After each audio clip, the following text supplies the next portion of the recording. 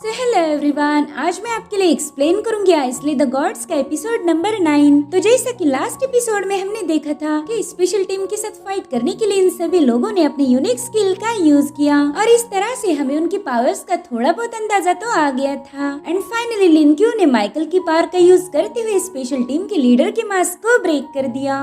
अब आगे तो ओपनिंग सीन में हमें सीधे कंट्रोल रूम का सीन दिखाया जाता है, जहां पर उन्हें पता चल गया था कि लीडर का मास्क ब्रेक हो चुका है। उन्हें तो अपनी आंखों पर भी यकीन नहीं हो रहा था कि एक नया बंदा वांग मी, जो कि काफी ज्यादा एक्सपीरियंस्ड है, उसका मास्क ब्रेक कैसे कर सकता है। इनफैक्ट इधर वांग मी भी काफी ज्यादा शॉक था और तभी उसे अपने एक एजेंट की आवाज आती है, जो कि चिल्ला चिल्ला के भाग रहा था और चाओ युआन, जो कि एक डीमन में बदला हुआ है, वो उसका पीछा कर रहा था। अब चाओ युआन ने भागते भागते उस बंदे पर एक स्लैश अटैक कर दिया। हालांकि वो जैसे तैसे उससे बच गया था। तभी बेली डूमिंग लिनक्यू को बताने लगता है कि प्लीज उसकी मदद करो, वरना ये बंदा तो उसे खत्म कर देगा। तो लिनक्यू और वांग मी ये दोनों भी चाओ युआन को रोकने के लिए आगे बढ़ते हैं। वांग मी ने तुरंत ही हवा में जंप लगाते हुए चाओ युआन के अटैक को रोक लिया, मगर चाओ युआन काफी ज्यादा पावरफुल है। उसने तुरंत ही वांग मी को दूर पुश कर दिया। इसलिए वांग मी एक डिवाइस का यूज करते हुए उस पर हेवी प्रेशर डालना शुरू कर देता है। साथ ही उसने लिनक्यू को भी इशारा कर दिया था। तो लिनक्यू ने भी जल्दी से अपने पावर्स का यूज करते हुए चाओ युआन को एक टेप से जकड़ लिया। अब उस टेप में थी मैजिकल पावर्स, जिस वजह से चाओ युआन काफी ज्यादा कमजोर हो गया। तभी लिनक्यू ने सीधा उसे जमीन पर पटक दिया था। वो डीमन उस टेप से रिलीज होने की पूरी कोशिश कर रहा था और उसी वक्त लिनक्यू को कुछ आवाजें आने लगी, जो कि चाओ युआन की पास्ट मेमोरीज थी। साथ ही वांग मी के चेहरे पर काफी सारे डिमोनिक हैंड्स आ गए थे। वो उसे टॉर्चर करते हुए कहने लगती कि तुम्हें इस दुनिया में एग्जिस्ट करने का कोई अधिकार नहीं। मगर तभी उनमें से एक एल्डर की आवाज आई, जो कि कह रही थी कि चाओ युआन बेकसूर है। इधर चाओ युआन उन डीमंस के अगेंस्ट जाते हुए अपना हाथ लिनक्यू के हाथ में देता है। वो कह रहा था कि बस तुम्हें मेरे किलिंग सीन को कंट्रोल कर सकते हो, प्लीज मेरे पापों को धोने में मेरी मदद करो। लिनक्यू को तो उसकी कोई बात समझ नहीं आ रही थी। तब तक चाओ युआन की बॉडी से सारी डिमोनिक पावर्स वैनिश हो गई। वो अब दोबारा से नॉर्मल हो जाता है, मगर उसके चेहरे और बॉडी पर कुछ लिखावटें आ गई थी। वो कहता है लिनक्यू, मैं गिल्टी पर्सन हूँ। अब थोड़ी देर में वहाँ पर स्पेशल टीम के सारे बंदे जमा हो गए। साथ ही कमांडर युआन भी वहाँ पर पहुँच चुके थे। वो कह रहे थे कि तुम ही हमारे नाइट वॉच की टीम का फ्यूचर हो। ये सुनकर तो बेली डूमिंग काफी ज्यादा हैरान हो गया था।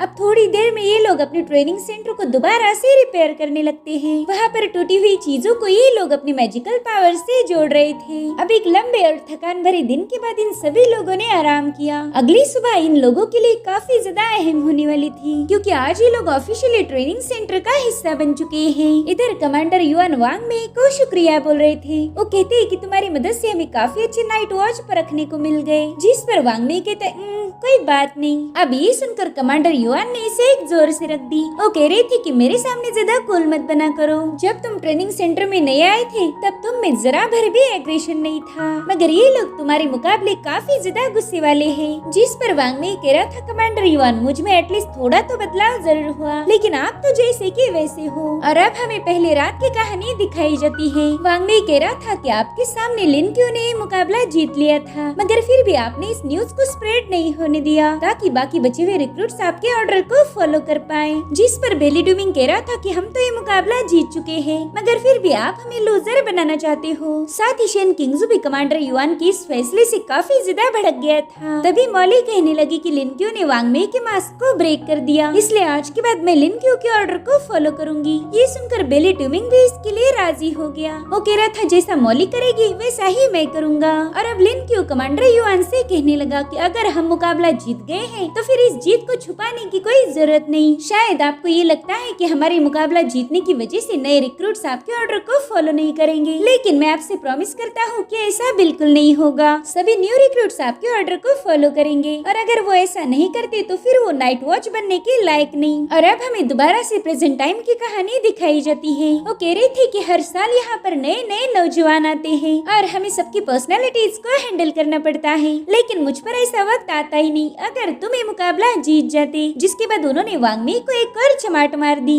तो वांग मी कहता रहे यार आप पता नहीं मुझ पर ही बिल क्यों फाड़ रहे हो, देखा जाए तो हमारे हार की वजह आप हो। आपने ही हमें बताया था कि अपनी पूरी ताकत का यूज मत करना, और अब जब हार गए तो आप मुझे ही पीट रहे हो। जिस पर युआन बताने लगे कि अगर मैं ऐसा नहीं करता तो तुमने मेरा ट्रेनिंग सेंटर जला के राख कर दिया होता, इसलिए बिल्कुल बकवास नहीं करो। वांग में ट्रेनिंग कैंप को देखकर कहने लगा कि टाइम का यूज करके हमने इसे रिस्टोर कर दिया है, अब प्लीज कमांडर रोना बंद कर दीजिए। इधर सभी न्यू रिक्रूट्स ब्रश कर रहे थे कि तभी युवान एक तौलिया लेकर लिनक्यू के सामने सिर झुकाता है मानो उसका सर्वेंट हो। चाओ युवान की ये हरकत देखकर लिनक्यू भी थोड़ा सा शॉक हो गया था। अब इन लोगों की कसरत दोबारा से शुरू हो जाती है। पिछले मुकाबले में 112 लोग एलिमिनेट हो गए थे और ये सिलसिला तब तक चलता रहेगा जब तक ये लोग खुद को साबित न कर दे। इधर शेन किंगजू तो ट्रेनिंग के दरमियान ही नींद ले रहा था तो एक बंदा सीधे उसे चमाट मार देता है। ये देखकर शेन किंगजू को आ गया गुस्सा तो दोबारा से अपना वैक्यूम बबल क्रिएट करना शुरू कर देता है। हालांकि वो ऐसा नहीं कर पाता क्योंकि आज इन सभी की पावर्स को सप्रेस कर दिया था। अब इनमें और कॉमन लोगों में कोई अंतर नहीं। जिसके बाद हमें बैकग्राउंड में कमांडर युवान की आवाज आती है। वो सबको बता रही थी कि इस ट्रेनिंग कैंप में तुम्हें हर तरीके से टॉर्चर किया जाएगा, तुम मायूस होगे और तुम्हें बहुत ज्यादा तकलीफ होगी, मगर फिर भी इस सिचुएशन को तो झेलना ही होगा। तभी जाकर तुम एक सच्चे और पावरफुल नाइट वॉच बन सकते हो। और हाँ, टॉयलेट में छुपना बंद कर दो। इसलिए बेचारे लिनक्यू के साथ ही टॉयलेट से बाहर आ जाते हैं। इन सभी को ट्रेनिंग अरीना में बुलाया गया था। वहाँ पर हम हानली को देखते जो कि आज इनका सेशन लेने वाला था। वो बेली ट्यूमिंग से पूछता है कि बताओ तुम औरतों जैसे इतने सारे गहने क्यों पहनते हो। बेचारा बेली ट्यूमिंग तो नर्वस होकर अपना सिर खुजा रहा था। इधर कंट्रोल रूम में सभी लोग कहते कि हानली पहली बार ट्रेनिंग ले रहा, हाल ही में उसने स्वॉर्ड चैंपियनशिप जीती है, शायद आज वो इन नए बच्चों को काफी अच्छी ट्रेनिंग देगा। इधर हानली अपनी वुडन स्वॉर्ड को घुमाते हुए सबको बता रहा था कि हमारा डाशिया रीजन काफी ज्यादा मिस्टीरियस है, वहाँ पर अलग अलग किस्म के खतरनाक मॉन्स्टर्स है। इतना ही नहीं, वहाँ पर इवल गॉड्स भी है जो तुम सभी को खत्म करना चाहती है। उन लोगों ने अपना church of the ancient gods बनाया। अगर तुम्हें उन इवल गॉड्स का मुकाबला करना है तो तुम्हें पावरफुल बनना ही होगा। जिसके बाद वो हवा में जंप करते हुए सीधा बेली ट्यूमिंग पर अटैक कर देता है। बेचारा बेली ट्यूमिंग उससे इतना डर गया था कि उसके आसपास अचानक से एक शील्ड एक्टिवेट हो जाती है। उस पावरफुल शील्ड ने तो हानली को सीधा नीचे पटक दिया था। साथ ही हानली देखता है कि उसकी स्वॉर्ड भी ब्रेक हो चुकी है। इधर बेली ट्यूमिंग ने तुरंत ही अपने गले में पहनी हुई चेन हटा दी जिससे वो शील्ड भी हट गई थी। वो कह रहा था सॉरी सीनियर, वो क्या है ना, मैं अपना ऑटोमेटिक इमरजेंसी मोड बंद करना भूल गया था। जिसके बाद बेली ट्यूमिंग अपनी स्वॉर्ड उठाते हुए कह रहा था क्यों ना हम एक बार फिर से कोशिश करें। तो हानली भी सबको एम्बैरस होके बताने लगा कि बस थोड़ी देर पहले थोड़ी सी गड़बड़ी हो गई थी, मगर कोई नहीं, इस बार तुम पूरा ध्यान देना। जिसके बाद हानली ने एक और स्वॉर्ड उठाकर सीधा बेली ट्यूमिंग पर अटैक कर दिया। लेकिन तभी बेली के हाथ में पहनी हुई बीड्स एक्टिवेट हो गई। उन्होंने तो उसकी स्वॉर्ड को ही जला दिया था। बेचारा बेली ट्यूमिंग एक बार फिर से उससे माफी मांगने लगता है। वो कह रहा था सॉरी, मैं इमरजेंसी फायरवॉल बंद करना भूल गया, क्या हम दोबारा से ट्राई कर सकते हैं। जिस पर हानली गुस्सा होते हुए कहने लगा कि दफा हो जाओ यहाँ से, मुझे तुम्हारे साथ कोई ट्रेनिंग नहीं करनी। इधर हानली भी बेली ट्यूमिंग की पावर से थोड़ा सा हैरान हो गया। वो दिल में ही कहता है कि अब अगली बार मैं एक ऐसे बंदे को बुलाऊंगा जो कि काफी ज्यादा कमजोर हो, ताकि मैं एक बार फिर से इन लोगों के सामने जलील ना हो पाऊं। और अब हानली ने कमजोर बंदे की तलाश करने के चक्कर में एक और बड़ी गलती कर दी। उसने लिनक्यू को ही ऊपर बुला लिया। वो कहते बताओ लड़के, तुम्हारे पास कोई फॉरबिडन रूइंस एक्टिवेट तो नहीं है। जिस पर लिनक्यू बताने लगा कि मैं सुपरनेचुरल पावर का बिल्कुल भी यूज नहीं करूंगा। ये सुनकर हानली दिल ही दिल में खुश हो गया। वो सोचता है कि ये बंदा तो पूरा का पूरा सफेद और पिलपिला है, इसे तो मैं मसल मसल के आटे जैसा गूंद दूंगा। जिसके बाद हानली लिनक्यू को कहने लगा कि शुरू में तुम्हें मेरे अटैक्स काफी तेज लगेंगे, मगर फिक्र मत करो, मैं तुम्हें ज्यादा हर्ट नहीं करूंगा। और अब हानली ने तुरंत ही लिनक्यू पर हमला कर दिया, मगर लिनक्यू बड़ी ही तेजी से उसकी स्वॉर्ड को रोक देता है। ये देखकर तो हानली काफी ज्यादा शॉक हो गया था। वो लिनक्यू से पूछता है कि क्या तुमने स्वॉर्ड की प्रैक्टिस की है। जिस पर लिनक्यू बताने लगा कि हाँ, थोड़ी बहुत तो कर ली थी। तो अब हानली ने भी अपनी बेहतरीन तलवारबाजी दिखाते हुए लिनक्यू पर मल्टीपल अटैक करना शुरू कर दिए। हालांकि लिनक्यू अपनी जगह से बिना हिले ही उसके सारे अटैक को डॉज कर रहा था। थोड़ी देर में बेचारे हानली के पसीने छूट गए। वो लिनक्यू से पूछता है कि बताओ भाई, तुम्हें तलवारबाजी किसने सिखाई। जिस पर लिनक्यू बताता है कि ये सारी मेहरबानी मेरे टीम लीडर की है। इधर उसके टीम लीडर खाना पकाने में बिजी थे, इसे तो कोई आइडिया नहीं कि उसके स्टूडेंट ने अच्छों की छुट्टी कर दी। इधर बेचारे हानली का तो दिल ही टूट गया। वो लिनक्यू को वापस भेजकर दूसरे बंदे की तलाश कर रहा था ताकि वो इन नए बच्चों के सामने जलील होने से बच जाए। उसे कमजोर बच्चे की तलाश थी, इसलिए उसने मॉली को बाहर बुला लिया। इधर मॉली ने तुरंत ही जाकर सोड को उठाते हुए उसे ग्रीट किया। वो कह रही थी कि मैं हूँ मॉली और मैं मोशी सोड सेक की मेंबर हूँ। मोशी सोड सेक का नाम सुनते ही हानली के पसीने छूट गए। वो तुरंत ही मॉली के हाथ से तलवार छीनकर उसे वापस जाने के लिए बता देता है, क्योंकि उसे पता था कि मॉली भी उसकी छुट्टी कर देगी। इधर ये सारे नए रिक्रूट्स भी समझ गए कि ये बंदा ट्रेनिंग देने आया था लेकिन ट्रेनिंग ले रहा है। इधर हानली भी खुद को मोटिवेट करते हुए कह रहा था कि ये तो बस नए बच्चों का झुंड है, भला इनके सामने क्या डरने की बात। और तभी उसकी नजर पड़ती है चाओ युआन पर। वो उससे पूछता है कि बताओ बच्चे, क्या तुम्हारे पास कोई स्पेशल गैजेट या फिर कोई वेपन है? जिस पर चाओ युआन कह रहा था ना, मेरे पास तो कुछ भी नहीं। हानली कहता है कि तुमने कभी तलवारबाजी सीखी है? जिस पर वो कहता है ना, मुझे किसी ने तलवारबाजी नहीं सिखाई। जिस पर हानली पूछने लगा कि बताओ फिर तुम्हारे अंदर क्या स्पेशल बात है? तो वो कहता है कि मैं तो बुद्धा के स्क्रिप्चर्स को काफी अच्छे से पढ़ लेता हूँ। तो हानली ने तुरंत ही उसे सामने बुला लिया। उसे लगता है कि वो इस बंदे से आसानी से डील कर पाएगा, इसलिए वो तुरंत ही चाओ युआन की तरफ वुडन सोड फेंकता है। मगर चाओ युआन ने बिल्कुल उसे कैच नहीं किया। वो कहता है सॉरी, लेकिन मैं तलवारों को हाथ नहीं लगाता। जिस पर हानली कहने लगा कि बेवकूफ, ये तो बस वुडन की तलवार है, जल्दी से इसे उठाकर मेरे साथ फाइट करो। जिस पर हानली कहने लगा कि भले ही वुडन तलवार हो या फिर मेटल की, मैं कभी तलवारों को हाथ नहीं लगाता। ये सुनकर हानली काफी ज्यादा भड़क गया। वो कह रहा था पता नहीं तुम लोग यहाँ ट्रेनिंग करने आए हो या फिर ड्रामे दिखाने। तभी बेली ट्यूमिंग हानली को समझाने लगा कि प्लीज सीनियर, उसे तलवार को छूने मत दीजिए, वरना उसकी फॉरबिडन रूइंस एक्टिवेट हो जाएगी। तो हानली भी जवाब में कहने लगा कि तुम सभी की फॉरबिडन रूइंस को सप्रेस कर दिया है, इसीलिए मुझे उल्लू बनाने की कोशिश मत करो। जिसके बाद वो चाओ युआन से कहता है कि जल्दी से अपनी तलवार उठाओ, ये मेरा ऑर्डर है। तो चाओ युआन कहता है ठीक है फिर, जैसी तुम्हारी मर्जी। जिसके बाद वो सोड की तरफ झुकने लगा। सभी की निगाहें उस पर गड़ी हुई थी कि पता नहीं इस सोड को टच करने के बाद चाओ युआन को क्या हो जाएगा। इधर चाओ युआन ने तुरंत ही उस वुडन सोड को पिक कर लिया। उसके ऐसा करते ही उसकी बॉडी से स्ट्रॉन्ग ऑरा रिलीज होने लगी। बेचारे बेली ट्यूमिंग ने तो डर के मारे ही अपनी आंखें बंद कर ली थी। इधर हानली देखता है कि वहाँ पर एनर्जी का एक बहुत बड़ा ब्लास्ट हो गया। वहाँ पर सारी इवल पावर फ्लो हो रही थी और फिर एक बड़े से धमाके के साथ चाओ युआन एक डीमन में बदल गया। वो अपनी ब्लेड को घसीटते हुए सीधा हानली की तरफ भागते हुए जा रहा था। हानली की तो उसको देखते ही फटके चार हो गई। उसने तुरंत ही अपनी ब्लेड से हानली पर हमला कर दिया, मगर हानली समय रहते अपनी सोड से उसके अटैक को रोकने लगता है। चाओ युआन का खौफनाक रूप देखकर वहाँ मौजूद सभी न्यू रिक्रूट्स इधर उधर भागने लगे। बेली ट्यूमिंग कह रहा था कि इसकी तो फॉरबिडन रूइंस को सप्रेस किया था, फिर ये अचानक से एक्टिवेट कैसे हो गई? जिस पर लिनक्यू कहने लगा कि फिलहाल तो हमें हानली को बचाना होगा, वरना तो चाओ युआन चबा चबा कर उसका चूरा कर देगा। इधर शेन किंग जो च्युइंगम खाते हुए कह रहा था कि मेरे ख्याल से इस बंदे ने कई सारे लोगों को मारा होगा। इतने खतरनाक रूइंस को संभालना सबसे ज्यादा मुश्किल होता है। वहीं दूसरी तरफ चाओ युआन ने हवा में जंप लगा दी। वो बड़ी ही तेजी से हानली को खत्म करने नीचे आ रहा था, लेकिन तभी बेली ट्यूमिंग ने अपनी परिंदे की मदद से उसकी ब्लेड पर अटैक कर दिया, जिससे चाओ युआन का पूरा प्लान फेल हो जाता है। और अब तो वो बेली ट्यूमिंग पर काफी ज्यादा भड़क गया था। हालांकि वो बेली ट्यूमिंग को कुछ कर पाई, इससे पहले ही शेन किंग्सू ने उसके मुंह पर एक लात मार दी। मॉली ने भी अपनी ही सोड पर किक मारते हुए सीधा चाओ युआन पर हमला कर दिया, लेकिन वो अपनी इवल ऑरा का यूज करते हुए सोड को हवा में ही डिस्ट्रॉय कर देता है। मगर उसी वक्त लिनक्यू ने अपने टेप का यूज करते हुए चाओ युआन को जकड़ लिया। वो अपनी मैजिकल पावर का यूज करते हुए उसकी डिमोनिक शक्तियों को सप्रेस करने की कोशिश कर रहा था, और अब वो चाओ युआन को उस डीमन के चंगुल से छुड़ाकर अपनी तरफ खींच लेता है। बेचारे हानली की तो इन सब के पावर्स को देखकर होश ही उड़ गए। वो कह रहा था कि ये नए बच्चे तो पावर्स के मामले में मेरे बाप निकले।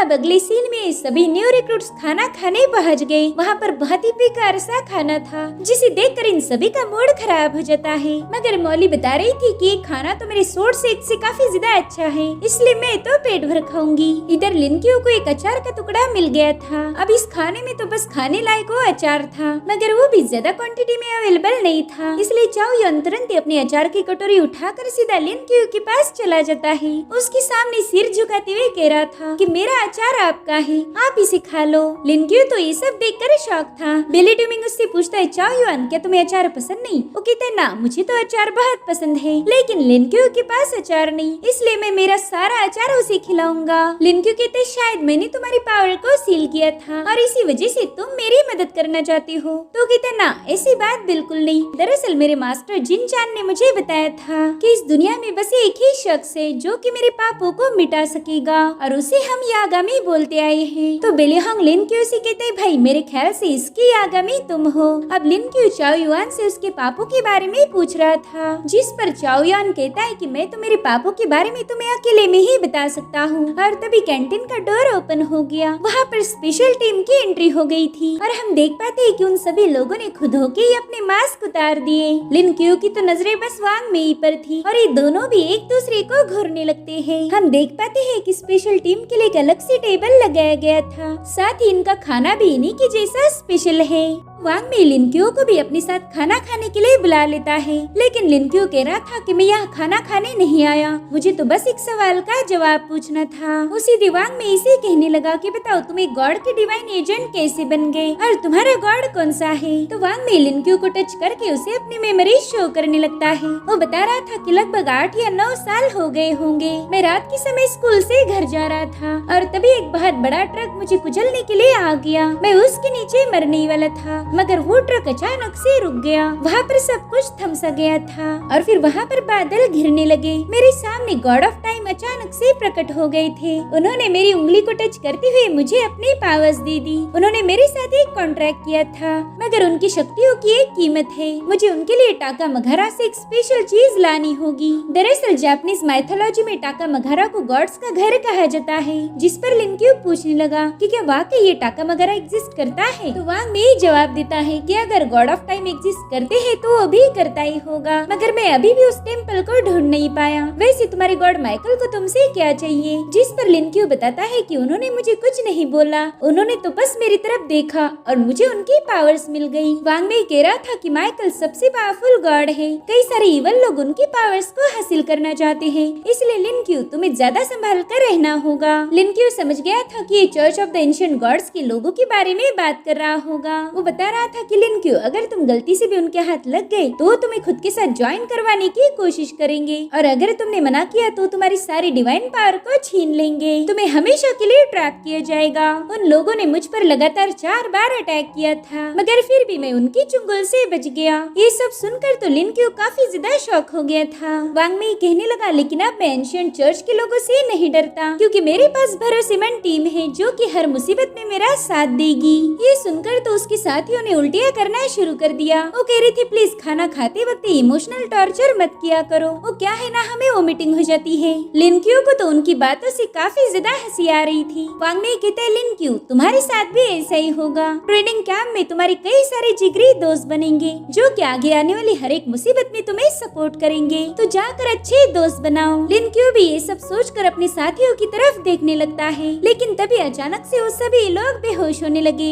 इधर लिन क्यू को भी डिजीनेस फील हो रहा था। वांग में उसे फ्यूचर के लिए बेस्ट ऑफ लक कह रहा था, साथ ही वो बताने लगा कि तुम्हें इस सफर में बहुत ज्यादा मजा आने वाला है। और फिर क्या लिन क्यू भी बेहोश हो गया। थोड़ी देर में वहाँ की बिजली गुल हो गई और जिस शेफ ने वो खाना बनाया था वो वहाँ पर आ जाता है। वो कह रहा था कि वाह ये तो सारा मेरे अचार का कमाल है। अब वहाँ पर ट्रेनिंग कैंप के कई सारे लोग आ गए थे, जिसके बाद हमें सीधे अगले दिन की कहानी दिखाई जाती है। जैसे इन्हें होश आया ये लोग देखते कि उन्हें कुछ गड्ढों में डाल दिया गया है। साथ ही कमांडर युआन की अनाउंसमेंट भी सुनाई दे रही थी। वो कहते गुड मॉर्निंग बच्चों, चलो अब ट्रेनिंग के लिए तैयार हो जाओ। ये लोग देखते कि वहाँ पर कई सारे ड्रोन्स आ चुके हैं। साथ ही कमांडर युआन उल्टी गिनती बोल रहे थे। जैसे उनकी गिनती खत्म हुई उन ड्रोन्स ने इन पर अटैक करना शुरू कर दिया। इन लोगों पर धड़ाधड़ से कलरफुल बुलेट से अटैक हो रहे थे, जो देखकर ऐसा लगता है कि मानो ये सभी ड्रोन्स इनके साथ होली मना रहे हैं। अब इन लोगों ने उन बॉल से बचने के लिए वहाँ से भागना शुरू कर दिया। कमांडर युआन बता रहे थे कि शाम होने से पहले ही तुम सभी को डेस्टिनेशन पॉइंट पर पहुंचना होगा,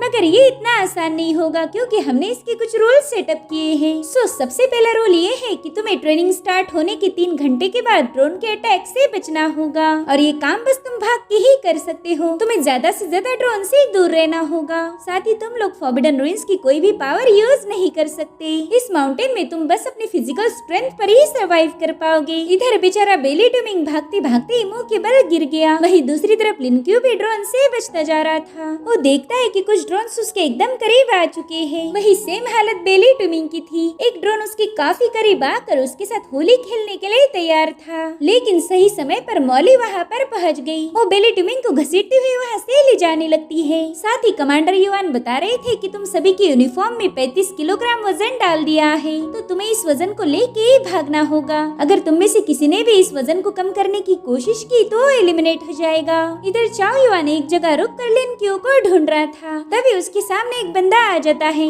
जिस पर ड्रोन ने 5 बार अटैक किया था। तो बंदा चाओ युआन के सामने ही एलिमिनेट हो जाता है। उसकी हालत देखकर चाओ युआन की फट गई। अब वो भी अपनी जान बचाकर भागने लगता है। इधर बेली ट्यूमिंग देखता है कि मॉली उसका हाथ थाम कर उसे भगा रही है, जो देखकर वो काफी ज्यादा खुश हो गया। वो सोचता है कि कहीं मैं सपना तो नहीं देख रहा। साथ ही वो ये भी इमेजिन करता है कि मॉली ने उसके गालों पर एक प्यारी सी पप्पी चिपका दी, जिसे तो बेली ट्यूमिंग काफी ज्यादा खुश हो गया था। अब ये लोग भागते हुए एक जीप के पास पहुंच गए। तभी उन्हें कमांडर युआन की आवाज आती है। वो बता रहे थे कि डेस्टिनेशन पॉइंट पर जो भी सबसे पहला जाएगा वही इस कॉन्टेस्ट का विनर बनेगा। साथ ही उसे हमारी तरफ से एक खास रिवॉर्ड भी दिया जाएगा। तो ये लोग तुरंत ही उस जीप में सवार हो जाते हैं। वो कह रहे थे कि जो भी इस कॉन्टेस्ट में एलिमिनेट होगा उसे कड़ी से कड़ी सजा मिलेगी। अभी अभी जिस बंदे को एलिमिनेट किया गया था उसे कमांडर युआन पूछने लगते कि बताओ तुमने आज तक सबसे घटिया चीज कौन सी की है। और अब उस बंदे को ना चाहते हुए भी सब कुछ बताना पड़ता है, क्योंकि यही उसकी पनिशमेंट थी।